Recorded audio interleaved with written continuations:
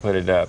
We've been given 5 gallons of the same material that they used on the space station. Wow. General Electric gave us that solution to put on the mural when it does go up at the Millennium Art Center. Well, that's at the Millennium Art Center, but right now at the Corcoran. And it was sponsored by the Washington Projects for the Arts Corcoran. WPA.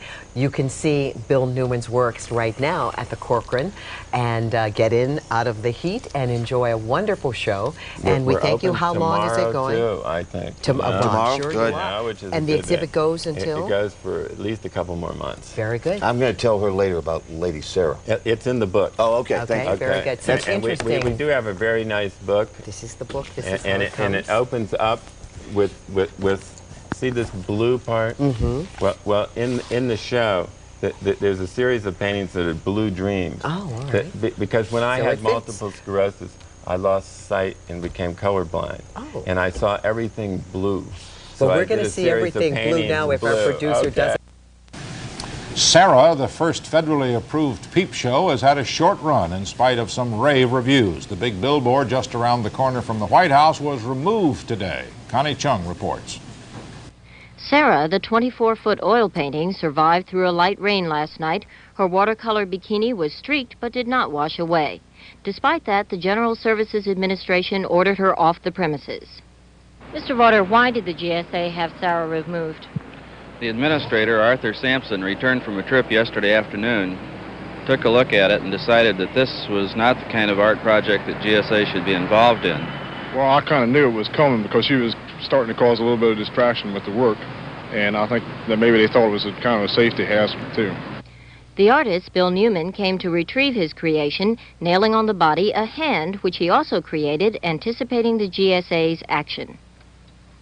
It makes me wonder why the government has certain places like the National Gallery and the National Collection and the other galleries that they're connected with where it's perfectly proper to view nude paintings. And even though Sarah wasn't nude, they took it down. I was more disappointed than upset, and disappointed in the GSA and the whole deal. Why? Well, somebody told me that one of the officials said it was improper for the government to be involved in that sort of thing, and I just think it's really a shame that the government thinks it's improper to have a sense of humor. Sarah has not gone forever. This fall, she will be placed on the roof of the Corcoran Art Gallery for all to see, then auctioned off to help raise money for the Corcoran Art School. Connie Chung, CBS News, Washington. That's the news this Thursday night. I'm Roger Mudd, CBS News. Good night.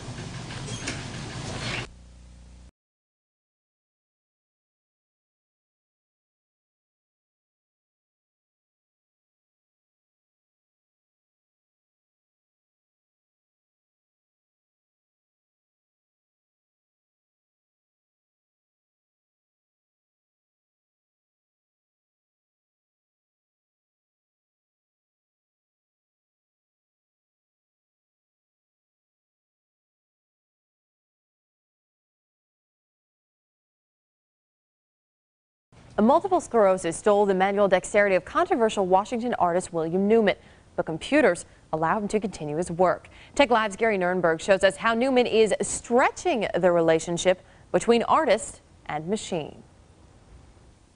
Of the many faces of artist William Newman, it is usually the human one that's getting in trouble. I knew they were going to make me take it down when the bathing suit came off. That was Lady Sarah, angering feminists in the 70s at a subway construction site. After Ronald Reagan joked about bombing Russia in 5 minutes, Newman painted this on a wall outside a federal building. Armed soldiers removed the art by taking down the wall. I don't know if we want to talk about me being arrested then. It's this troublemaker's arresting work that's on display at Washington's Corcoran Art Gallery. Early oil on canvas and the computer-aided art he began pioneering after multiple sclerosis began robbing him of his manual dexterity in the early 80s. I was kind of forced into using it as something that would aid me in being able to do the image making that I wanted to do. In the piece, Her, about the breakup of a relationship, video of the models loaded on an early Mac. I was able to manipulate the image by stretching it horizontally or vertically, and it seemed to add to the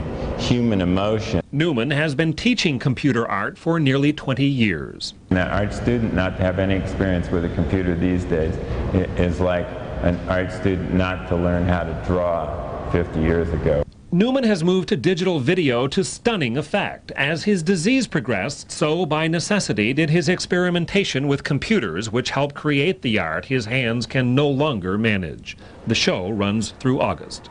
Gary Nurenberg, Tech TV. We should tell you, Newman hasn't given up on paintbrushes. With one hand weakened, he is now training himself to use the other. You can find more information on his incredible display at the Corcoran Gallery of Art at techlive.com. Those images are being brought to Earth in a unique project at Washington, D.C.'s Corcoran Gallery of Art and Design. Here's our Peter Standring.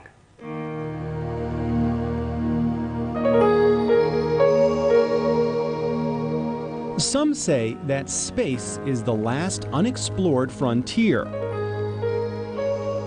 And though these students are still on Earth, they're starting to explore that frontier, and their vehicle, art. Bill Newman is a professor of art at Washington, D.C.'s Corcoran Gallery. Using pictures from the Hubble Space Telescope, he and his students are creating a 40-foot-long mural. It's to go on display later this year. To begin, Newman had to sift through thousands of pictures sent to him by NASA. And looking at them, they're gorgeous little images. They're almost like little jewel boxes, and some of the transparencies they sent were almost very much like getting a little box of candy, and they would have like 6 or 8 beautiful little galaxies that you could almost like, oh gosh, I don't know which one to pick. The Eskimo Nebula was such an unbelievable looking image that it was chosen not only for its beauty but for its strangeness. I mean, when you looked at it, you're just like, what is happening here? This is unreal. There's one which is a black hole galaxy, and it looks kind of like a sunny side up fried egg.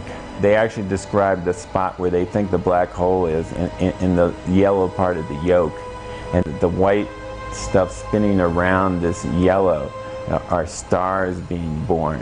Yeah, are you guys turning your edges down there? Yeah. Newman worked with both current and former art students, painting the mural in a little less than 2 weeks. Now it's come down to the touch-ups. We've put down a white coat to start with, and we've used a blue to signify the blue areas, and now I'm just glazing on this sort of rosy color. It's almost finished, and the galaxies that shine in the heavens are just a little bit closer to Earth. There is yet another space-age component to this mural. Newman and his students are hoping NASA will allow them to use the same weatherproof sealant that protects the International